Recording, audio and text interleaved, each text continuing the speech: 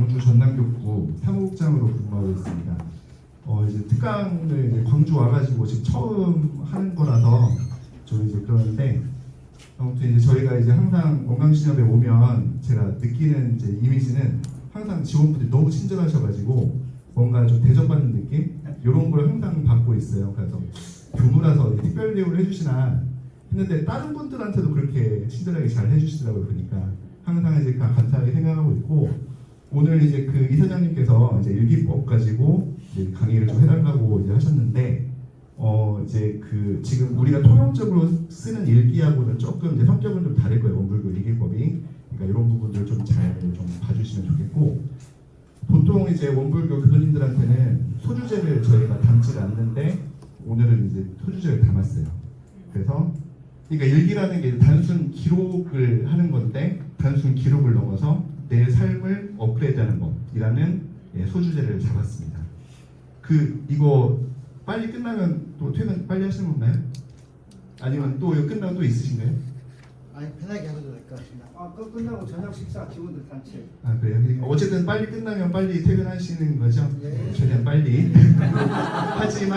하지만 이제 그 뭐 내용들은 다 정확하게 이제 전달을 해드릴 거고요. 오늘 제가 이제 해드릴 거는 원불교 일기법입니다. 그래서 지금 쓰는 것이 일기를 우리가 통용적으로 봤을 때 일기의 정의가 이렇더라고요. 명사고요. 그 날마다 그날 겪은 일이나 생각, 느낌 따위를 적는 개인의 기록. 보통 이거를 이제 일기라고 많이 하시죠.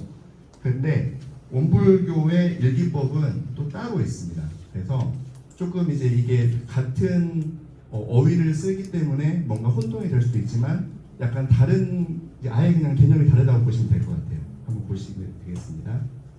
일기는 나중에 볼 수 있도록 기록하는데, 잊어버리지 않도록 기록하는데 이제 이게 핵심이 있고요.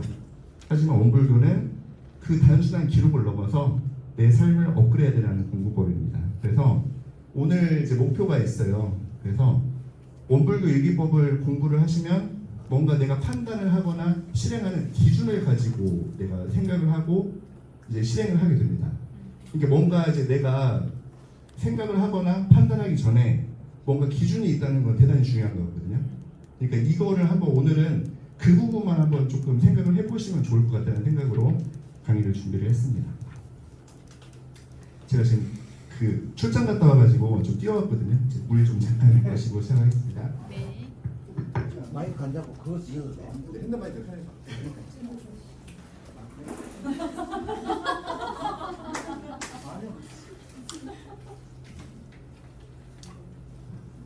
그러니까 이제 아까 이제 그 고진환 팀장님께 저번 주에 여기 계시는 분들이 이제 교도님들이시냐 이제 이걸 여쭤봤어요. 근데 대부분 다 교도님들이라고 그러시더라고요 보니까. 그래서 좀 편하게 원불교 용어 이게 섞어가면서 이제 하도록 하겠습니다. 원불교 일기법이 뭔지는 알고 계세요 혹시? 네. 알고 계시는 이제 이사장님 알고 계시고 모르시는 분들도 있으실 거라고 생각을 해서 이제 처음부터 이제 가도록 하겠습니다. 일기 혹시 쓰시는 분 혹시 있으세요? 일기? 원불교 일기법의 바탕에서 일기 쓰시는 분 없으실 것 같아요. 근데 이제 저희가 일기가 안 써지는 이유, 그 다음에 우리가 뭔가를 할 때 뭐가 잘 안 되는 이유가 있습니다. 첫 번째는 일기 쓰는 방법을 몰라서, 일기를 쓰고 싶은데 그 방법을 몰라요. 두 번째는 일기를 쓰면 나한테 어떤 도움이 되는지 그걸 잘 몰라서, 어떤 일이 다 마찬가지죠. 나한테 도움이 안 되면 그거를 안 하게 됩니다. 그리고 세 번째, 일기 쓰는 방법과 목적은 알겠는데 쓰기 귀찮아요. 이게 그런 부분. 그러니까 어떤 일이든지 다 통용되는 일입니다. 방법을 모르든지 아니면 목적을 모르든지 아니면 귀찮아서 못 쓰든지. 하지만 우리가 이제 항상 뭔가 판단의 기준 같은 게 있어야 되는데, 돈을 잘 버시는 분들은 항상 머릿속에 그게 있어요. 내가 이게 지금 하려고 하는 행동, 지금 투자하려고 하는데 이게 돈이 됩니까? 항상 머리에 있어요. 이게 모든 기준이 돈이 되냐 안 되냐. 하지만 원불교 공부인이라면 이 공부를 하는 게 내 삶에 도움이 됩니까? 이걸 항상 머릿속에 좀 넣어두시면 좋을 것 같습니다. 이 공부를 하는 게 나한테 이득이 되냐. 이득이 안 되면 안 하시면 되는 거니까요. 하지만 나한테 만약에 이득이 된다면 무조건 하셔야죠. 그렇죠? 그래서 그래서 이제 저희가 반문을 한번 해봐요. 일기도 좀 쓰는 거 이게 내 삶에 도움이 될까요? 하지만 저는 확실하게 얘기를 할 수 있는 게 저도 원불교 이제 교무로 출가를 해가지고 지금 일기를 한 20년 넘게 쓰고 있거든요. 근데 판단 기준 자체가 확실히 많이 달라집니다. 그러니까 저도 이제 40 넘고 이제 그러니까 친구들이 이제 다 성장을 해가지고 이제 여유가 생겼어요. 하고 친구를 찾게 돼요. 그러니까 친구 중에 뭐 의사 친구도 있고 변호사 친구도 있고 뭐 장교 친구도 있고 다 있는데 얘기를 하다 보면 항상 뭔가 고민 상담은 저한테 들어오고 뭔가 내가 이걸 좀 하려고 하는데 어떻게 했으면 좋겠냐라고 항상 저한테 물어봐요. 그 다음에 이제 그 친구들이 하는 말은 너는 좀 약간 그 기준이 다른 것 같아 라고 항상 저한테 얘기를 하거든요. 그 친구들이 느끼기에도 이제 이게 원불교식으로 생각을 하다 보면 뭔가 방법이 찾아진다. 이걸 확실하게 느끼는 것 같아요. 자, 그리고 이렇게 일기 쓰는 걸 배우는 게 건강 시작에 도움이 됩니까? 라고 물어본다면 저는 또 예, 도움이 됩니다 라고 말을 할 수 있을 것 같아요. 왜냐면 고객 응대도 업무도 일단 내 생활이 안정이 되고 나서 이제 그 다음에 있는 거지.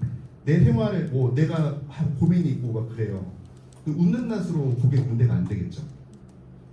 일단 일기법으로 하다 보면 내 삶이 풀어지고 해답이 찾아지고 그 다음에 내 삶이 행복하니까 고객 응대도 잘 되게 되겠죠. 그래서 내 생활이 안정되고 내 마음이 행복하면 고객을 친절하게 대할 수 있어요. 그리고 빠른 일 처리도 가능하겠죠. 그 다음에 그렇게 되면 이제 고객들이 이제 만족을 하게 될 겁니다. 그러면 이 몸강신협의 평판이 좋아지고 앞으로 이제 신협이 막 발전될 일이 이제 생기겠죠. 그래서 오늘은 이제 좀 일기법을 좀 자세하게 좀 설명을 드릴 텐데 원불교 일기법은 두 가지가 있습니다. 첫 번째는 상시일기, 두 번째는 정기일기. 이게 이제 저 완전히 비교도이신 분들한테는 이 상시일기나 정기일기라는 얘기를 안 쓰고 강의를 하는데 어찌됐든 이제 교도님들이시잖아요. 그렇기 때문에 원불교 이제 용어를 써가면서 하도록 하겠습니다. 그래서 이제 원불교 일기에는 상시일기와 정기일기가 있다. 요거는 조금 알아두시면 좋을 것 같아요. 교도님들이시니까. 그래서 이제 이것도 고민을 많았었는데 이게 원불교의 사막이라는 게 있는데 이것까지도 좀 건드려 드릴까 하다가 이야기가 이제 될 것 같아서 일단은 이거 설명 안 하고 그냥 넘어가도록 하겠습니다.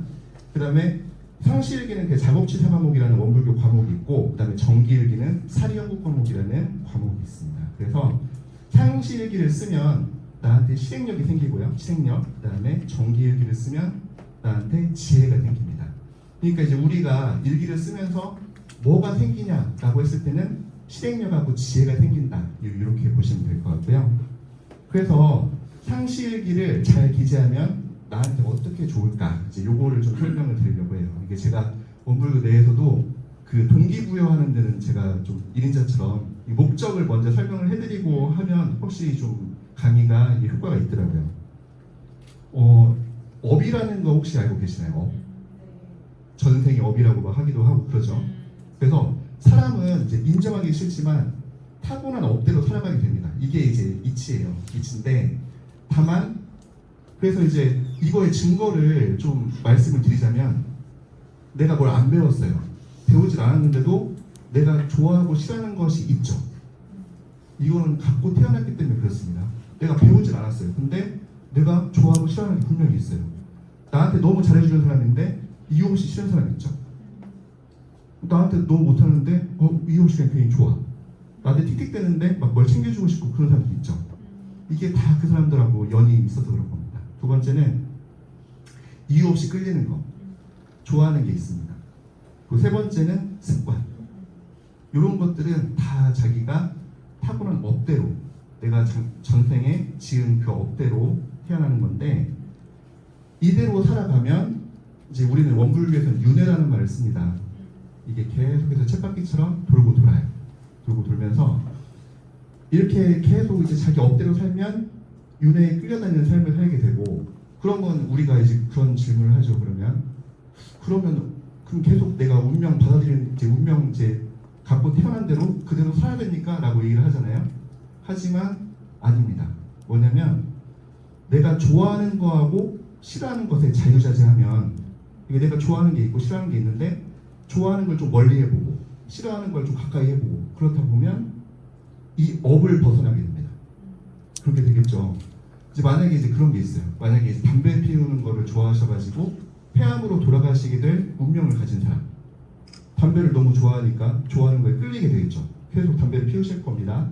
근데 만약에 이분이 담배를 멀리하고 운동을 하고 하셔가지고 건강해진다면 이분은 뭐 폐암으로 돌아가실 운명을 거스르시게 되겠죠. 그러니까 저는 생각하건대 우리가 이제 그 업이라는 거는 뭔가 내가 좋아하는 거 앞에다가 함정 앞에다가 좋아하는 걸 막 이렇게 세팅을 해놓고 그 함정에 빠지게 하는 것 같아요. 그러니까 업대로 그냥 막 따라가는 게 아니고 내가 좋아하는 걸 거기다 놔두고 함정에 빠지게 만드는 거죠. 그러니까 뭐 이제 그렇게 보면 우리가 보면 이제 그 아무튼 큰 실수를 하게 되는 것이 나도 모르게 그쪽으로 가가지고 뭔가 행동을 하고 실수가 하게 되는 경우가 상당히 많더라고요. 그러니까 아무튼 그래서 여기서 핵심은 내가 좋아하는 것과 싫어하는 것에 자유자재하면 업력을 벗어난다. 그리고 자유를 얻을 수 있다. 라고 이걸 좀 생각을 해주시면 좋겠습니다. 그래서 상실기 쓰는 거는 이 업력을 벗어나는 데 핵심이 있어요. 업력, 습관, 행동을 고치는 거. 그래서 이제 여기서는 조금 이거는 좀 해보시면 좋을 것 같아요. 그러니까 만약에 이제 지금 내 삶이 조금 힘들다. 그러면 요거를 한번 좀 시도를 해보시면 좋을 것 같습니다.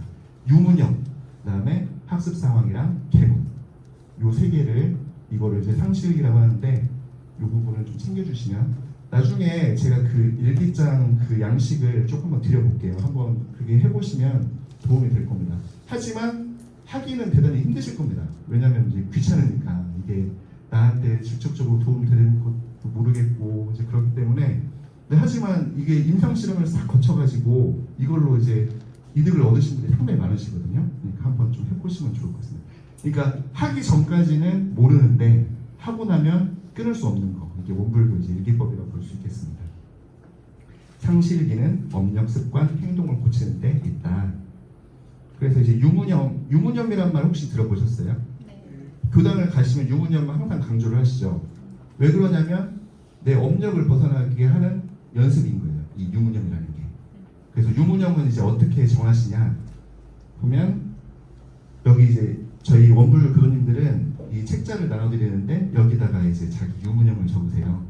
그러면 고치고 싶은데 잘 안 고쳐지는 습관, 요거를 이제 유문념 조항으로 잡아주시면 돼요. 그리고 내가 이제 너무 좋아해가지고 애착이 있다, 요거를 좀 멀리하고 싶은 거, 이런 것들도 유문념 조항으로 적어주시면 좋습니다. 그래서 이제 첫 번째는 뭐 이제 이건 예시를 그냥 드는 거예요. 한번 지금 이 시간에 한번 이제 그 고치고 싶은 습관 한 개씩만 좀 적어보실까요? 고치고 싶은 습관. 내가 고치고 싶은데 내가 그냥 살다가는 이거 못 고치겠어 하는 습관 한 개씩만 좀 적어보시기 바랍니다.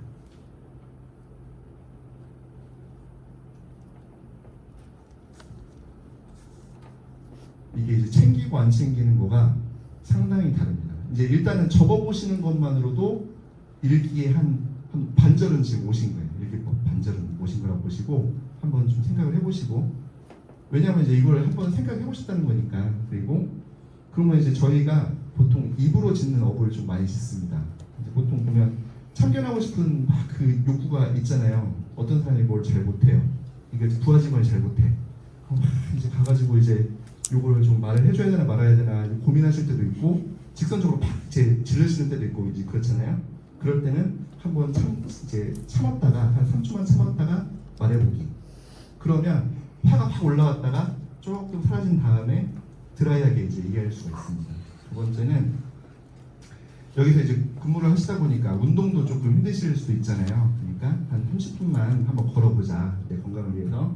그리고 또 이제 또 바쁘시니까 점심시간에도 얼마나 또 막 들이마시듯이 이렇게 식사를 하실 거 아니에요. 그래서 천천히 한번 내 위장을 위해서 음식을 한 10번만 씹고 한번 이제 삼켜보자, 이런 것도 있고, 뭐 가족들이나 동료들한테 고맙다고 한번 말해보기, 이런 것들도 조목으로 잡으면 좋을 것 같고요.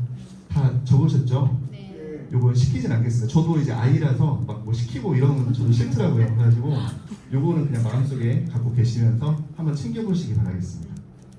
근데 이제 여기서 이제 주의할 점이 있어요. 유무념 조목을 정할 때는 내 생활하고 밀접한 걸로 해가지고 구체적이어야 되고 너무 어렵지 않게 이렇게 정해주시는 게 중요합니다. 그러니까 이제 예를 들자면 자, 좋은 사람 되기. 요거는 유무념 조목으로 좋을까요, 안 좋을까요? 안 좋아요. 안 좋겠죠. 왜 그럴까요, 이게? 추상적이야. 너무 추상적이고 좋은 사람 되기 위한 방법들이 너무 많아요. 뭘 어떻게 적을 거예요, 그렇죠? 그렇기 때문에 좋은 사람 되기 이건 너무 추상적이고 구체적이지 않다. 자, 건강을 위해서 퇴근 후에 20km 뛰자. 요거는 어떨까요? 너무 과해요. 좋죠. 좋긴 한데 너무 어렵죠. 하루에 20km 채우기가 대단히 쉽지 않습니다. 이런 부분은 만약에 이제 내가 좀 운동을 좀 하고 싶다 그러면 뭐 한 10분 뛰고 20분 뛰고 이제 이런 식으로 정하셔야지 재미있게 체크가 되지. 이렇게 무리하게 하면 처음부터 무리하게 하면 아예 일기를 영원히 멀게하는 이제 그렇게 되기 때문에 이렇게 쉬운 걸로 너무 어렵지 않게 구체적으로 그리고 내 생활하고 너무 멀리 있으면 또 안 돼요. 그렇죠? 내 생활하고 밀접하고 내가 항상 생각해왔던 거 이렇게 해주시면 좋을 것 같습니다.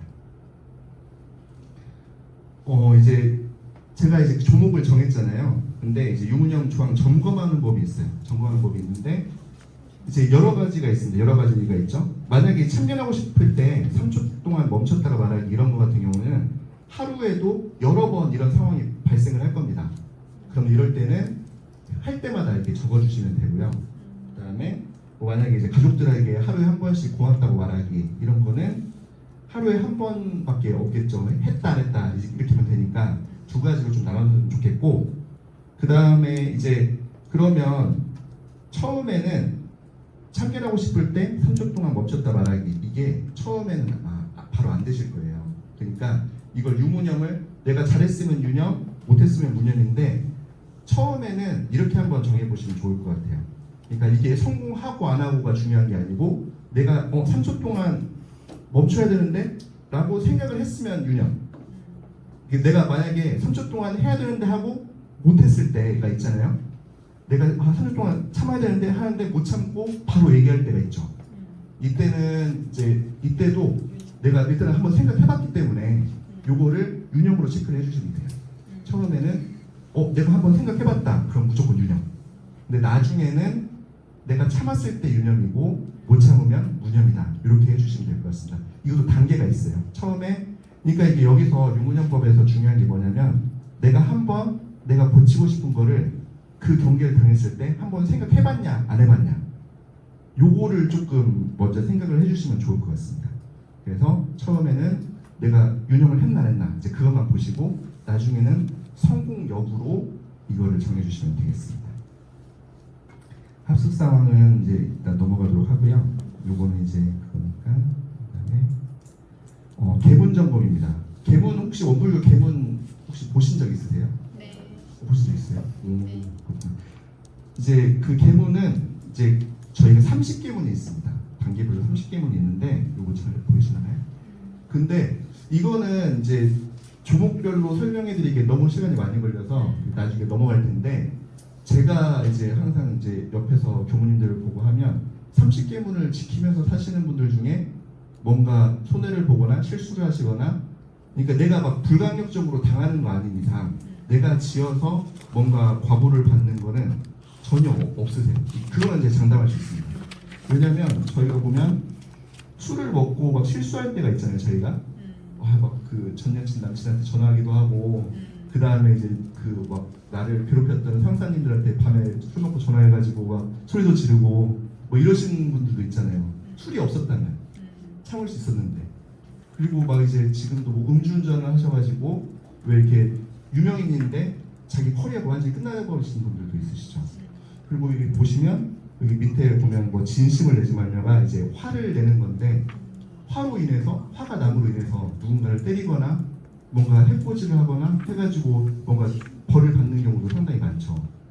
그러니까 뭔가 큰 실수를 할 때에는 이 계문을 어겨서 그런 건 아닌가라고 한번 보시면 좋을 것 같습니다.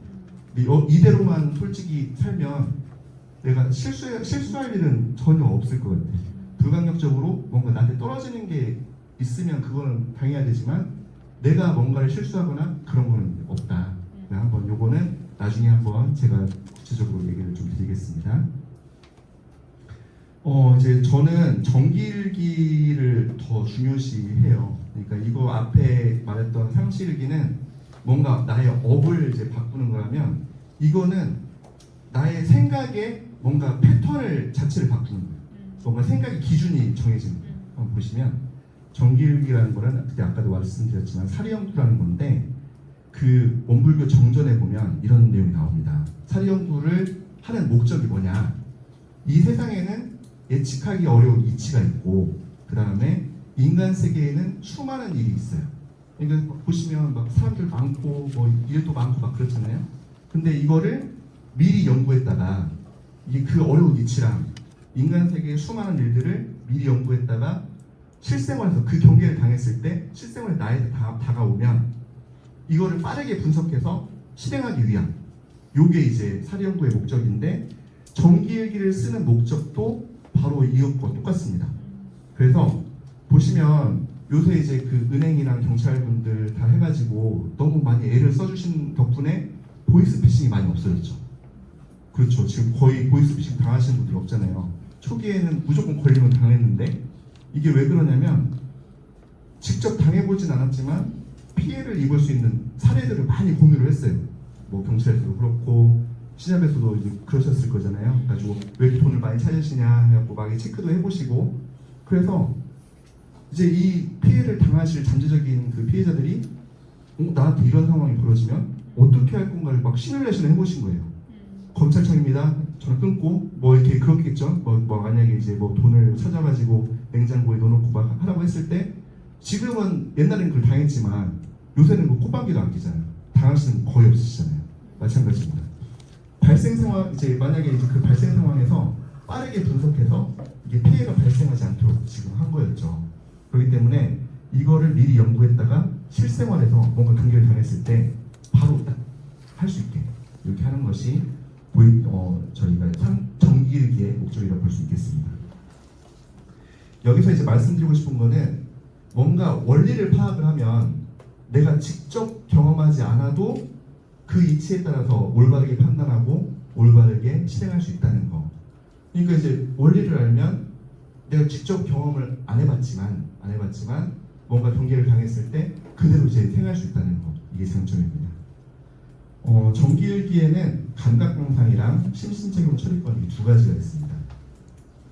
이제 요거는 좀 어려울 수 있어요. 용어 자체가 대소유무의 이치를 연구하게 한다. 이거 설명을 드릴 건데, 그리고 심신작용 처리권은 12의 2의 1을 연구하게 한다. 요거는 이제 제가 파일을 드릴 테니까 뭐 적으실 필요는 없습니다. 이게 또 적으시느라고 또 이제 못 들으실 수도 있으니까 그냥 적지 마시고 파일을 드릴게요. 드리겠습니다.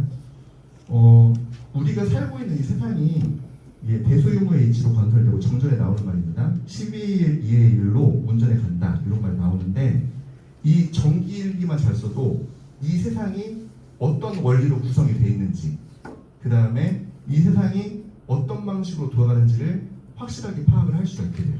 그렇기 때문에 제가 정기일기를 대단히 중요하다고 말씀드리는 게 이런 겁니다.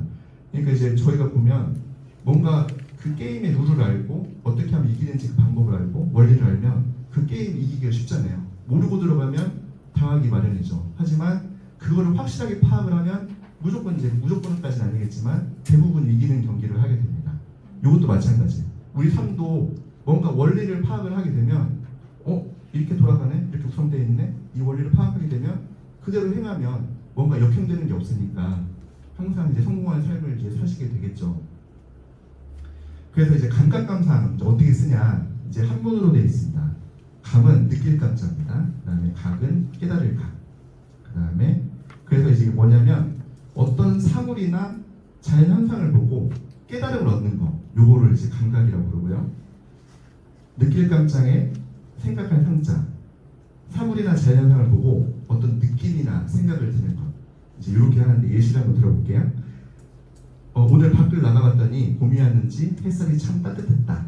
요거는 사물이나 자연 현상을 보고 어떤 느낌이 난 거죠. 생각이 난 거죠. 따뜻했네 하고 이제 그냥 거기서 끝나는 거를 감상이라고 부르고, 감각은 오늘 밖을 나가봤더니 봄이 왔는지 햇살이 참 따뜻했다.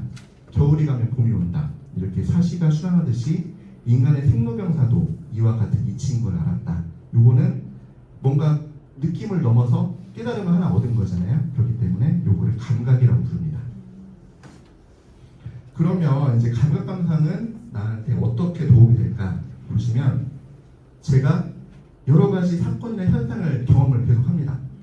내가 막 이제 생활을 하다가 어떤 현상, 누가 나한테 말을 걸고 뭐가 이렇게 뭐 떨어지고 뭐 이런 게 있잖아요.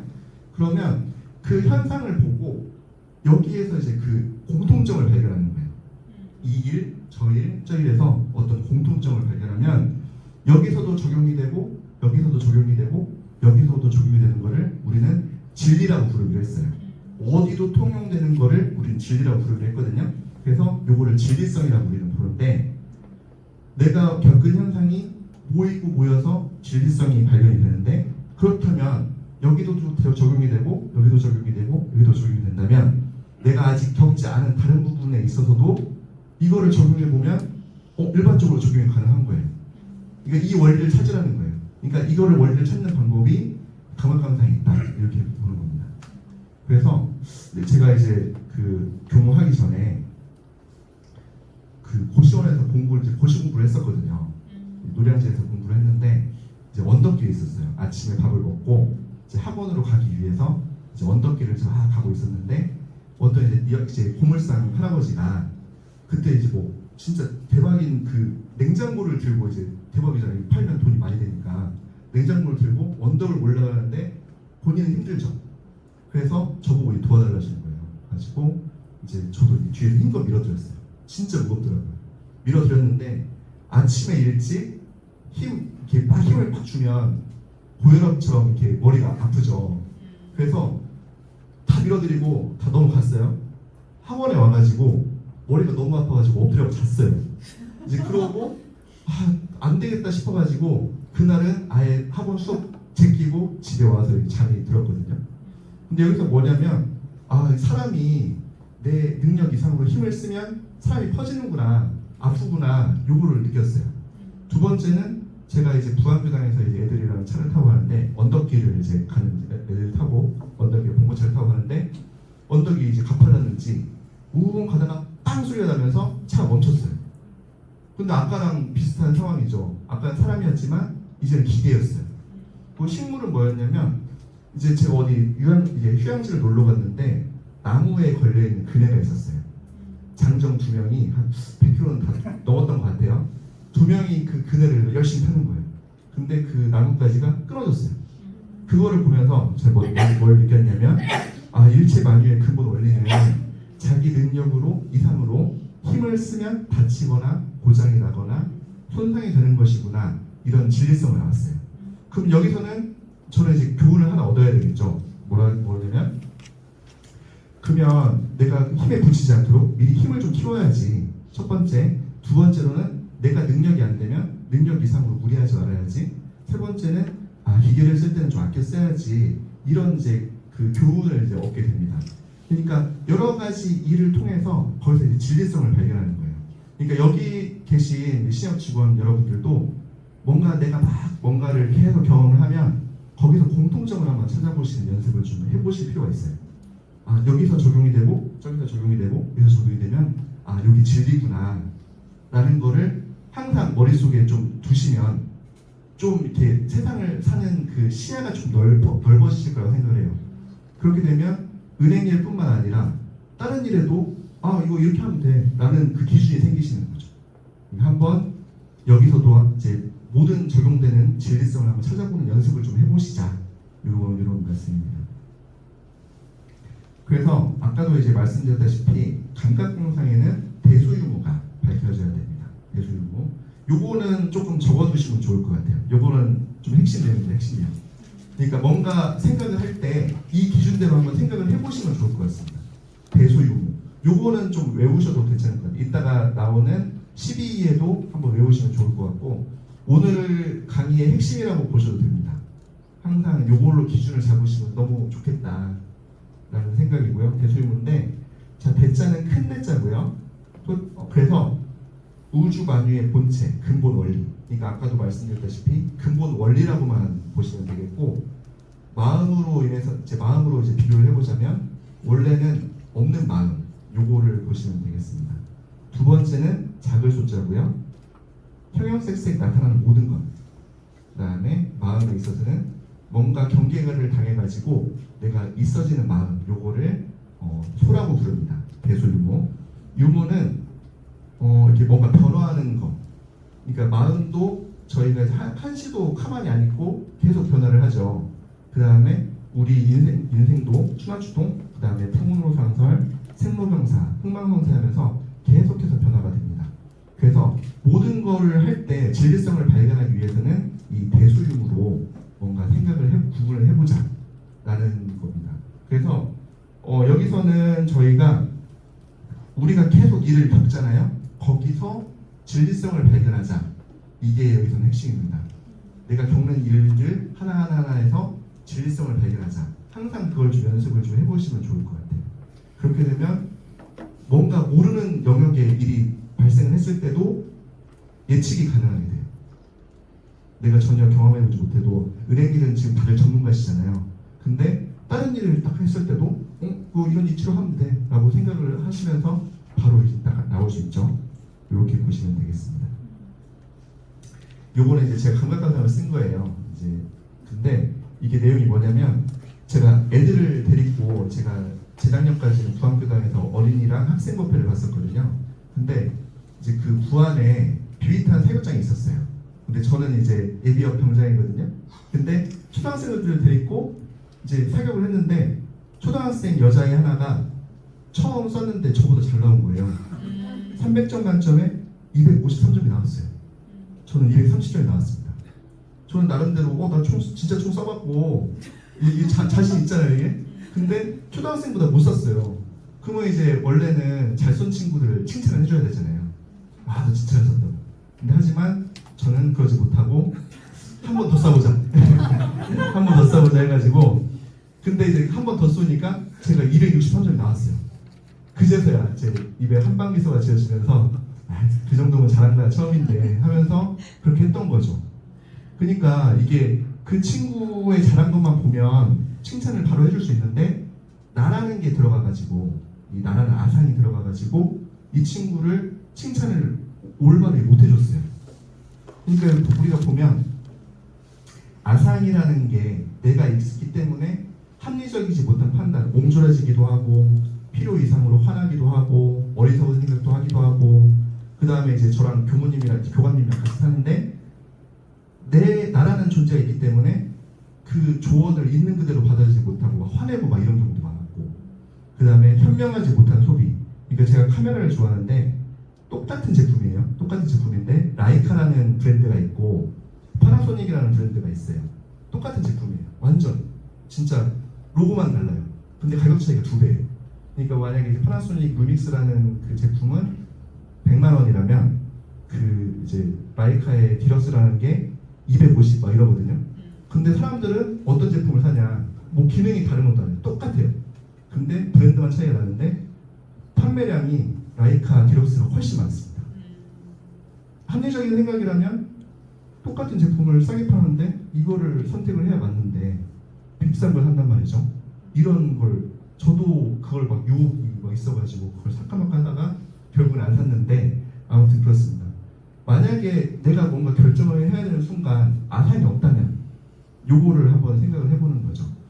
저의 이 일기에서는 아상이라는 거를 한번 생각을 해본 거예요. 나라는 존재 때문에 뭐 옹졸해지기도 하고 어리석은 행동도 하기도 하고 화내기도 하고 막 이러는데 내가 그 뭐 결정의 시간에 아상을 없이 한번 해보자. 이렇게 이제 이 감각감상을 쓴 겁니다. 참 나가 생각하고 판단할 수 있도록 비우고 또 비우자라는 일기를 쓴 거예요. 그럼 이제 두 번째로 정기일기 두 번째로 심신작용 처리권이라는 게 있습니다. 요거는 아마 이제 쓰실 일이 많으실 것 같아요. 왜냐면 많은 일들을 당해서 마음을 쓰고 몸을 사용하는 모든 행위를 이제 심신작용이라고 부르는데 심신작용 처리권은 이 심신작용이 잘 됐는지 못 됐는지 이제 요거를 판단을 하는 겁니다. 그래서 이걸 쓰면 이제 어떻게 나한테 도움이 되냐? 내가 어떤 경계를 당했을 때 마음으로 생각을 하기도 하고 몸으로 행동을 하기도 합니다. 근데 이제 그러면 이제 결과가 나오겠죠. 근데 이 마음으로 생각하고 몸으로 행동하는 거를 심신작용이라고 하는데 이 결과, 이 처리한 결과가 잘 됐는지 못 됐는지 요거를 이제 분석하는 거를 심신제공 처리권이라고 합니다. 이때 이제 분석은 12회로 하는데 12회는 오를시 이것도 좀 외워주시면 좋을 것 같아요. 이거는 진짜 도움이 많이 돼요. 이거는 정말 살면서 계속해서 도움이 돼요. 시분 단위로 도움이 될 겁니다.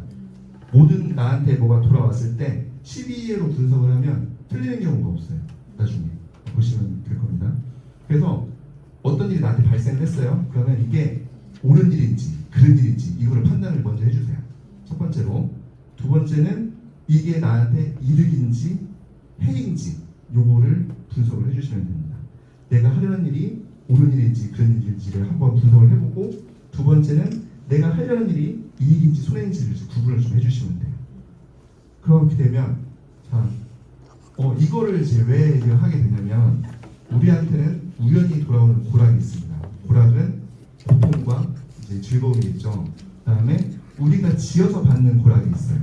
근데 이런 거는 우리가 이제 우연히 돌아온다고 하지만 결국에는 우리가 내 몸 쓰고 하는 거에 대해서 우리 물건을 운용해서 일을 짓는 결과가 이 고락인데 12회를 정확히 분석할 줄 알면 이제 복만 쌓으면서 할 수가 있고, 분석하지 못하면 계속해서 죄를 짓고 살게 돼요. 예를 들자면 제가 이제 대학원 다닐 때 그 왜 지렁이들이 이제 비 오고 난 다음에 해가 쨍쨍 내리치면 이제 그 길바닥에서 말라 죽는 친구들이 많잖아요. 그래서 그 너무 불쌍한 거예요. 가지고 그게 보일 때마다 이게 손으로 집어가지고 땅에 이렇게 올려줬어요. 얼마나 착한 행동이에요, 그렇죠? 마음도 이쁘고. 하지만 근데 그걸 하다 보니까 어떤 그 친구가 저한테 와가지고 이거 손으로 짚지 말라고 그러는 거예요. 손으로 짚지 말라고 그러는 거예요. 왜냐면 제 손이 너무 뜨겁고 지렁이는 이제 차가우니까 손을 짚는 순간 화상을 입는다는 거예요. 저 같은 경우는 이게 나는 복을 짓는 행동인 줄 알았어요. 근데 이게 알고 보니까 계속해서 이제 얘를 이제 괴롭혔던 거죠. 그 수많은 지렁이들의 화상을 계속 입는 거예요. 계속. 그러니까 만약에 그거를 제가 제대로 알았다면 그런 일을 안 했을 텐데, 그리고 그 친구의 조언이 없었으면 계속해서 제가 이걸 하고 있을 거잖아요.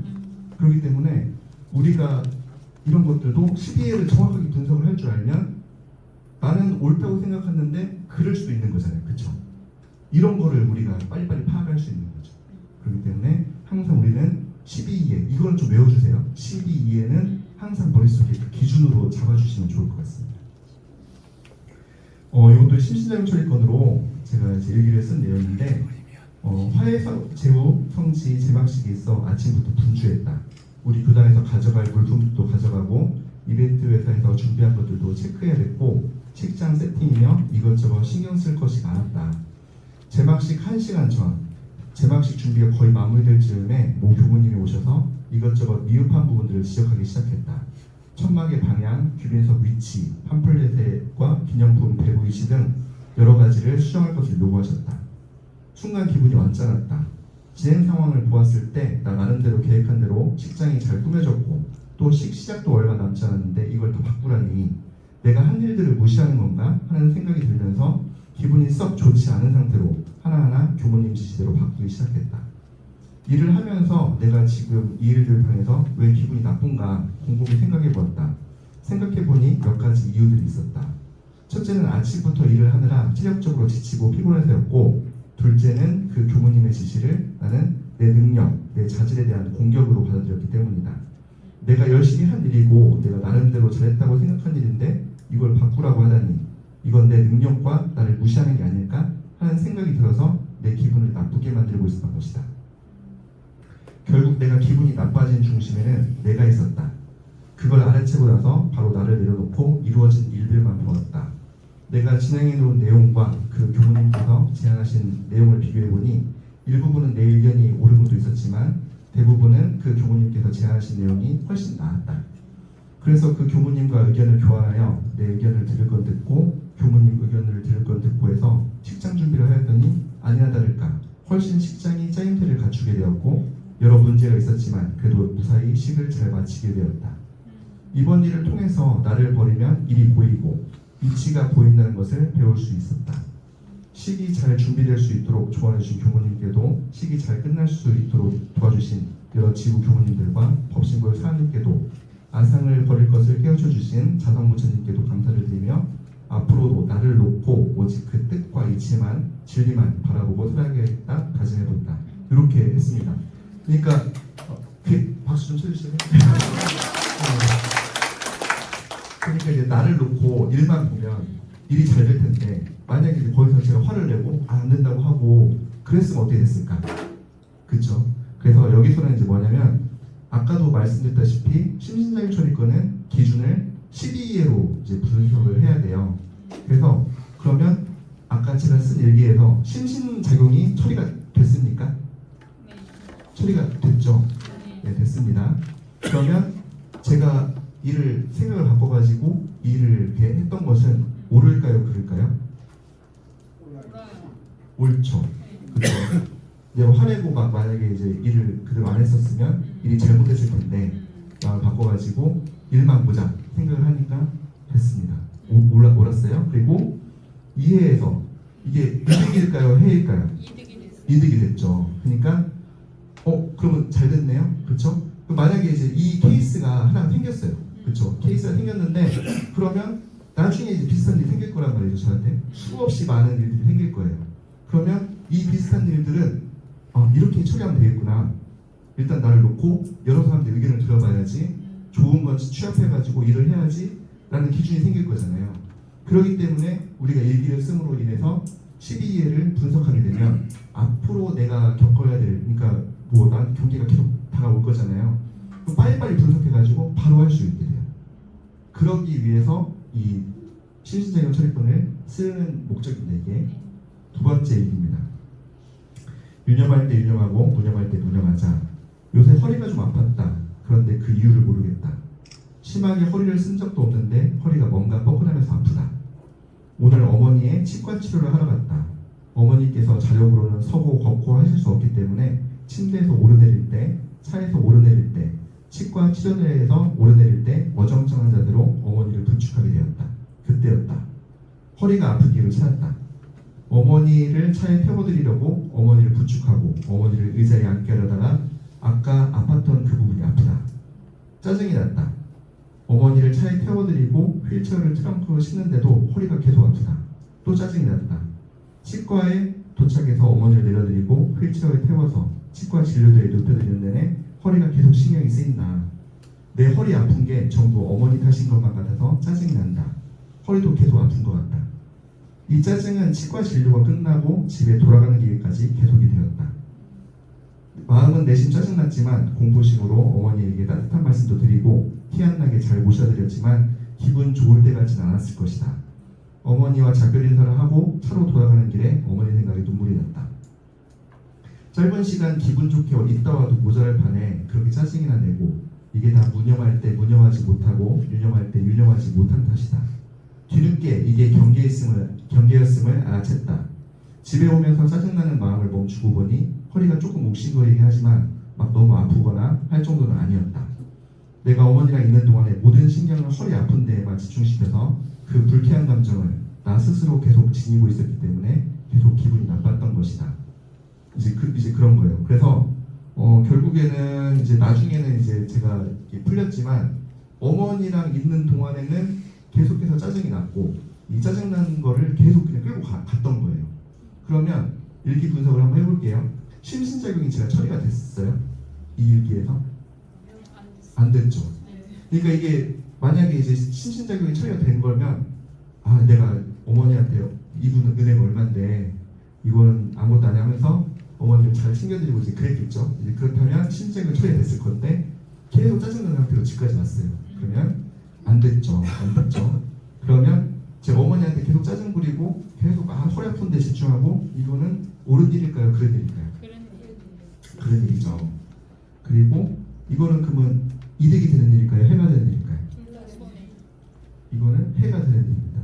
만약에 이득이 되려면 제 마음을 바꿔가지고 어머니를 잘 모시고 이랬어야 되는데 그러지 않았죠. 그러니까 요거는 심신작용이 처리가 될 수도 있고 안 될 수가 있어요. 그거를 적어주시라는 거예요. 그러니까 여기서 뭐냐면 어찌됐든 저는 교훈을 얻었어요. 어머니가 저한테 잘 해주시고 은혜가 크니 앞으로 어머니 모실 때에는 효도를 잘해야지라는 이제 있잖아요, 교훈이 있잖아요. 어찌됐든 이거를 분석을 해보니까 앞으로 똑같은 일이 벌어지면 앞으로 잘해야지 이런 교훈을 얻은 거예요. 그래서 그러면 제가 나중에 이제 어머니를 모시고 또 이제 막 또 다니고 막 그랬을 거 아니에요. 그 다음에 어머니 모실 때 잘했을까요, 못했을까요? 잘했어요. 그게 한 번에 되면 그 다음에도 똑같이 이제 막 짜증내고 화내고 하다가 몇 번 그거를 경험해보고 계속 하니까 제가 챙겨지더라고요. 어머니한테 잘해드려야겠다. 그러니까 뭐 한 3번, 4번 갔다 오니까 똑같은 상황에서도 어머니를 더 챙길 수 있게 됐어요. 그건 제 삶에 훨씬 이득이고 어머니한테도 기쁨을 드릴 수 있고 이제 그런 교훈을 얻은 거죠. 12회를 분석했기 때문에 이렇게 어머니한테 효도를 할 수 있게 되는 겁니다. 이게 이런 부분은 그러니까 아까도 말씀드렸다시피 대소유무 12회 이거는 원불교 다들 그러시지만 교도가 아니더라도 가지고 계셔야 되는 그 생각의 기준점이에요. 요거는 꼭 좀 좀 부탁드리겠습니다. 꼭 외워주시고 한번 실생활에서 한번 좀 써먹어 보시기 바라겠습니다. 그러면 이제 일기 쓰실 때 주의할 점이 있어요. 그래서 감각감상이나 심신제공을 처리했을 때 바로 쓰거나 아니면 늦어도 하루가 지나기 전에 쓸 것. 기가 막힌 진짜 너무 좋은 일기거리가 있는데 집에 와서 쓰려고 보니까 기억이 하나도 안 나요. 이게 나의 케이스가 돼야 되는데 기억이 안 나가지고 못 쓰는 경우가 저는 상당히 많았거든요. 잊어버리기 전에 뭔가 좋은 생각이 나거든 바로바로 써라. 이제 요게 이제 첫 번째 주의할 점이고 두 번째는 꼭 문장을 만들 필요 없다. 이게 어머니랑 병원에 갔음, 허리가 아픔, 엄마 때문에 짜증남 뭐 이런 식으로 해가지고 그런 식으로만 해주셔도 왜냐하면 이 목적이 우리가 막 무슨 뭐 문학 뭐 집필하고 막 이런 게 아니기 때문에 내가 나한테 무슨 일이 있었고 내 마음이 어땠고 내가 어떻게 처리했고 이것만 있으면 되거든요. 그렇기 때문에 꼭 문장을 만들 필요 없다.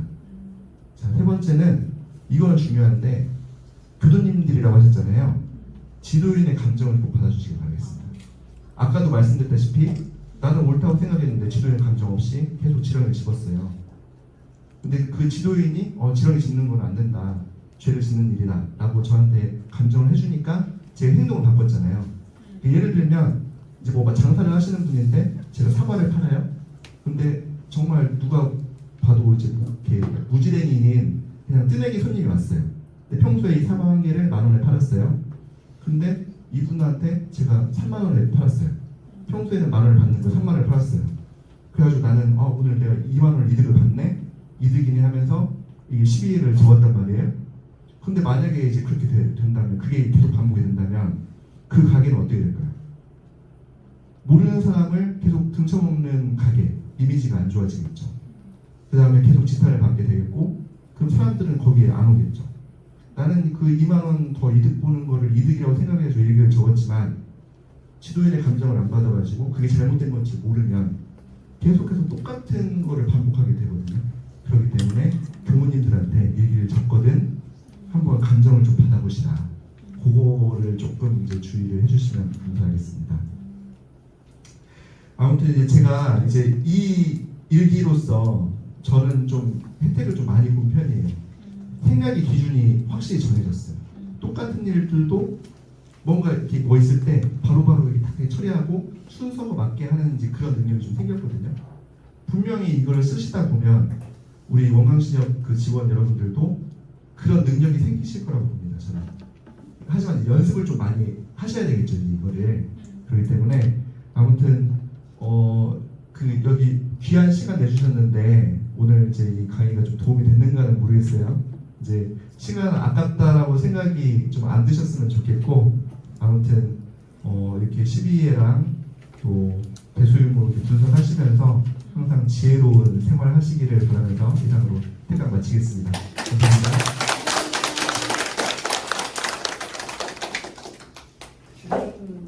혹시 질문이 있으시면 뭐 해주시죠. 또 질문 없으시면 또 이제 또 퇴근이 또 빨라지시는 거니까. 네. 일기 설명하실 때 네. 사막을 이렇게 녹여서 예, 설명하셨잖아요. 그렇죠. 사막 중에 지금 작업 취소하고 사리 연구해가지고 정신 수양을 빠졌는데 네네. 왜 그게 빠진 다른 데 들어가져 있는 건 일기에는요, 거기에서 요구하는 게 그 정신수양은 없습니다. 예, 그래서 이제 그런 거고요. 그러니까 우리가 항상 일을 할 때에는 이제 원불교 교도라면 사막을 통해서 이제 하는 게 메커니즘이거든요. 사막이 전체가 다 들어있어야 이제 하는 건데, 지금 여기 일기법에서는 우리가 이제 헬스장에서 이제 그 단련하는데 키우고 싶은 근육이 있어요. 그러면 이제 그거를 이제 막 이제 뭐 만약에 이제 이렇게 하면 가슴이 커진다든지 뭐 둥근이 커진다든지 뭐 이러잖아요. 마찬가지로 일기에서 요구하는 이렇게 기르고자 하는 거는 사리연구하고 작업치사 요거를 기르기 위해서 일기를 씁니다. 예, 그렇기 때문에 정신수양은 그냥 기본적으로 디폴트 값으로 그냥 이렇게 들어가 있다고 생각을 하시고, 여기서는 일기법에서는 사리연구랑 작업치사를 특히 강화하기 위한 공부법이다라고 생각을 하시면 될 것 같습니다. 네. 다른 질문 혹시 있으시나요? 그러면 저는 상시일기를 한 2년 정도 쓰다가 예. 올해도 한 2월까지 쓰다가 지금 3월부터 지금까지 못 쓰고 예. 있는데 유문용 할 때 제일 힘들더라고요. 그렇죠. 그러니까 네. 저는 대부분 그냥 하자는 종목을 아, 많이 써요. 하루에 독서 30분, 하루에 운동 30분 뭐 이런 식으로 하는데 네. 이제 말자는 종목에서 그 유튜브 시청이 요즘 사실 너무 심각하잖아요. 그렇죠. 저도 잘못하다 보면 하루에 막 2시간, 3시간이 가더라고요. 쇼츠 보다 보면 네, 그러면 이제 아까도 하나 적어보라 그래서 하나 적은 게 뭐거든요. 유튜브 시청 시간을 줄이고 싶어요. 30분 이내 이렇게 적었는데 네. 이제 좀 구체적으로 이거를 말자는 거를 하는 유문형을 어떻게 하는 게 좋을지. 그러니까 이제 그 유튜브 시청 시간을 줄이자, 이거는 이제 대단히 이게 방대하잖아요. 네. 범위가 30분은 좋은 것 같습니다. 아, 만약에 30분을 정하셔가지고 30분 이내로 보셨으면 유념, 음, 넘어갔으면 무념으로 해주시면 되겠고, 정말 이렇게 좋은 그것이었는데, 아무튼 시청 시간을 줄이자, 요거는 약간 좀 안 좋은 종목이고, 30분 이내로 시청을 하자, 이거는 대단히 좋은 종목입니다. 네, 그렇게 해주시면 될 것 같아요. 그러면 계문 작성을 할 때 네. 30계문이잖아요. 네, 그럼 맞습니다. 예를 들어서 말씀을 드리면 저는 법마상정급이 아니잖아요. 네. 그러면 보통급하고 특신급까지 하고 이거는 안 하나요? 보통 아니면 다 해야 되나요? 원래는 30개분을 다 하는 걸 권장을 드려요. 이제 하지만 이제 뭐 만약에 보통급이라고 하시면 보통급만 하셔도 되는데, 대부분 다 지킬 수 있는 계본들입니다.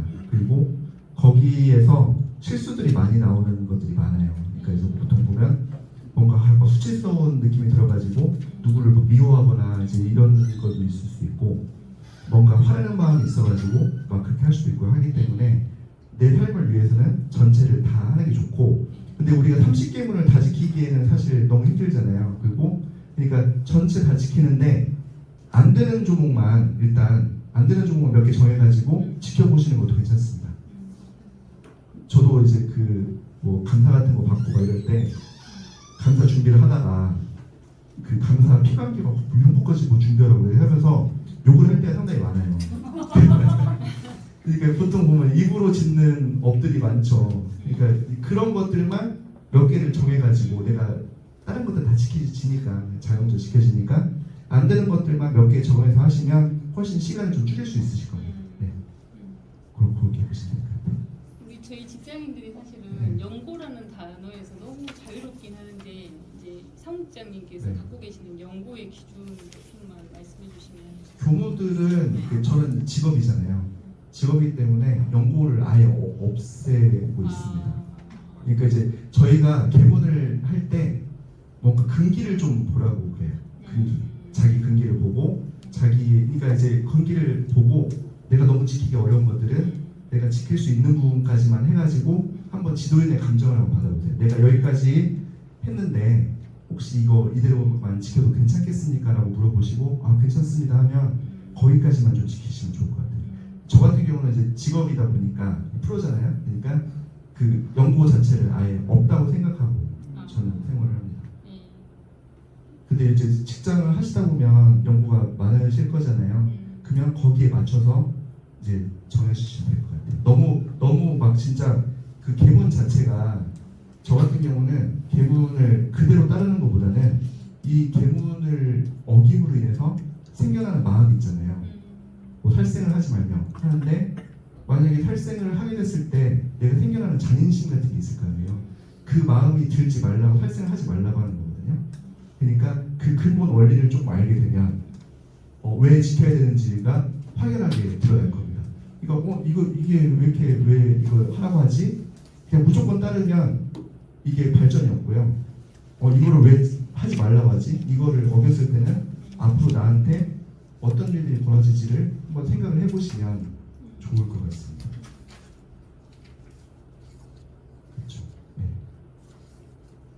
이게 근본 원리를 항상 좀 생각을 해보시면 좋을 것 같아요. 뭔가 나한테 뭔가 벌어지면 근본 원리를 한번 생각해 보시면 훨씬 이해가 쉽습니다. 예를 들어서 요새 신호등 있는 우회전 차선 무조건 정지하라고 하잖아요. 네. 되게 어려워하시는데 저 같은 경우는 그럼 이 법이 생겨난 이유가 있을 거 아니에요? 어떤 사람들을 보호하려고 이 법이 생겼을까? 그러면 갑자기 막 달리다가 신호가 바뀌어가지고 튀어나오는 사람들을 보호하기 위해서 근본 원리만 딱 생각을 하면 그러면 갑자기 신호가 바뀔 수 있으니까 멈췄다 가야지. 이게 이제 법이 이제 어떻게 지켜야 될지가 딱 생각이 나는 거예요. 모든 법들이 다 그렇거든요. 이거를 지키기 위한 어떤 거를 지키기 위해서 이 법이 만들어졌는지 그거를 보면 확실히 좀 이해하기가 쉬우실 것 같습니다. 네. 저는 상시일기를 쓰는 게 굉장히 숨막히다고 느껴가지고 네, 그렇죠. 오히려 네. 상시일기를 시도를 하면 안 하고 싶어지더라고요. 네, 그럴 수 그냥 있죠. 굉장히 별로인 나를 발견하게 되면서 네. 이 일기를 쓰는 행위 자체가 흥미가 떨어져요. 예, 그렇죠. 그래서 차라리 정기일기를 쓰는 거는 기존의 일기를 쓰는 패턴인 것 같은데 사실 내가 깨달은 바를 이렇게 쓰니까 오히려 네, 그렇죠. 재미가 있는 거예요. 네. 제가 여쭤보고 싶은 거는 네. 이 둘 중에 정기일기만 써가는 것도 유익한 건지 같이 세트로 해야만 되는 것인지 그리고 두 번째는 일기라는 게 매일 써야만 효과적일 것 같잖아요. 네, 그렇죠. 근데 매일 저녁에 이걸 마주하는 게 저는 좀 괴롭더라고요. 그렇죠, 그렇죠. 그래서 한 일주일 쓰다가 포기했거든요. 그래서 네. 오히려 교당을 갔다 온 그날이라든지 이렇게 네. 주 단위로 쓰다가 좀 이게 좀 공부심이 쌓이면은 뭐 이렇게 해도 되는 것인지 네, 그렇게 돼요. 네. 그러니까 무조건 한 번씩이라도 챙기는 것이 도움이 크게 되고요. 이거 그냥 놓고 있는 것보다는 한 번씩 챙기는 게 좀 도움이 되고, 그리고 정기일기랑 상시일기랑 내가 단련되는 근육들이 다르거든요. 정기일기 같은 경우는 나의 나의 지혜를 이제 높이게 하고, 상시일기 같은 경우는 나의 행동 같은 거를 이제 제어를 하게 되잖아요. 그렇기 때문에 어느 한쪽만 써도 거기에 도움이 됩니다. 그러니까 이제 저 같은 경우도 상시일기는 좀 많이 귀찮아서 빼먹는 경우가 상당히 많아요. 그러다가 이제 한꺼번에 뭐 모아서 쓰기도 하고 이제 그러긴 하거든요. 그러니까 그거는 너무 밀리는 건 너무 당연하고 그렇지만 근데 한번 이제 내가 부족한 부분이나 내가 끌리는 부분을 한 번 더 생각해 본다. 그거에만 좀 핵심을 주면 좋을 것 같아요. 그거에만 핵심을 주면 좋을 것 같습니다. 그러니까 일기를 쓰는 본인 그거를 한번 좀 생각을 해보시면 내가 고치고 싶은 습관이 있는데 이거를 한번 내가 생각을 해본다. 여기에만 의의를 둬도 괜찮을 것 같습니다. 우리 일지하고 여기 혼합하는 방법은 요거는 제가 오늘 처음 봐서 제가 한번 좀 보고 한번 제가 이거 근데 이제 저는 이제 뭐가 있냐면 저는 이제 직업이니까 이게 너무 좋은데 이제 이거를 넣음으로 인해서 이제 일이 되실까봐 그쵸 좀 조심스럽죠. 그러니까 이게 일이 안 되게 도움이 되는 걸 한번 좀 연구를 해볼게요. 그러니까 거기에 이제 이거를 좀 줄이면서 뭐 하나를 추가시키는 뭐 이런 것들이요. 그러니까 저도 효율성을 대단히 중요시하는 사람이라서 그러니까 내가 드는 노력이 너무 많은데 얻을 수 있는 것이 이만큼이면 저는 아예 그냥 안 해요. 그러니까 저 같은 경우는 100점보다는 90점을 맞자는 주의거든요. 100점을 맞으려면 200%를 해야 되지만 90점을 맞으려면 한 80%만 해도 괜찮아요. 보통 그렇잖아요. 대강 막 이렇게 보면 90 정도 나오잖아요. 보통 완벽하게 막 전체를 다 외울 필요가 없잖아요. 그런 거라서 저도 이제 힘드시지 않게 한번 좀 더 유익할 수 있는 그런 걸 좀 방법을 한번 찾아보도록 하겠습니다. 네. 이게 쓰는 게 사실 너무 일이거든요. 그쵸? 너무 힘드시죠? 그런 업무 시간에 쓰는 거기 때문에. 이사장님 잠깐 나가 계시네요. 한번 제가 여쭤보고 제가 이거는 저기 CEO가 없는 상태에서 얘기를 해야 이게 그쵸? 제가 한번 나중에 예. 지금 강의를 듣는 분들이 대부분 40대 지금 전후 좀 50대 넘으신 분들 상당히 원불교에 대해서 물들어가지고 이해를 좀 어느 정도 하는 수준이거든요. 대체적으로 봤을 때는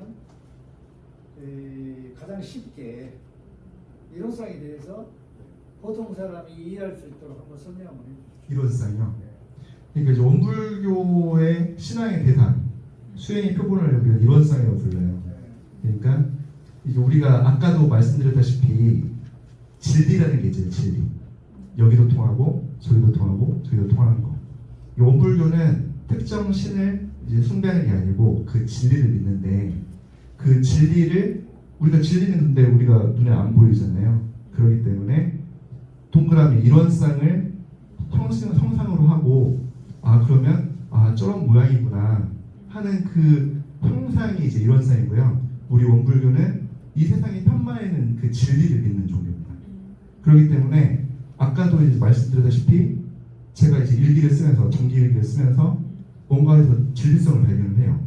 이 세상이 어떻게 되어 있는지 구성되어 있는지 그걸 알게 되면 우리 직원분들도 이제 부처가 되시는 깨달음을 얻으시는 거거든요. 그렇기 때문에 원불교는 진리를 믿는 종교다. 이론상은 그 진리를 형상화했고 나도 저렇게 닮아가야지 하면서 보는 그 모습이다라고 보시면 될 것 같아요. 우리는 진리를 믿는다. 그것만 머릿속에 가지시고 그렇기 때문에 아까도 이제 말씀드렸다시피 내가 모든 가지는 업들은 내가 지어서 받는다고 이제 그러잖아요. 그거를 조금 이제 좀 연마를 하시고 깨달으시면 훨씬 원불교에 대해서 더 좀 호감을 가지시지 않을까라는 생각이 듭니다. 이론상은 진리다. 이 진리인데 진리의 모습을 표방한 거다라고 생각을 하시면 될 것 같습니다. 네.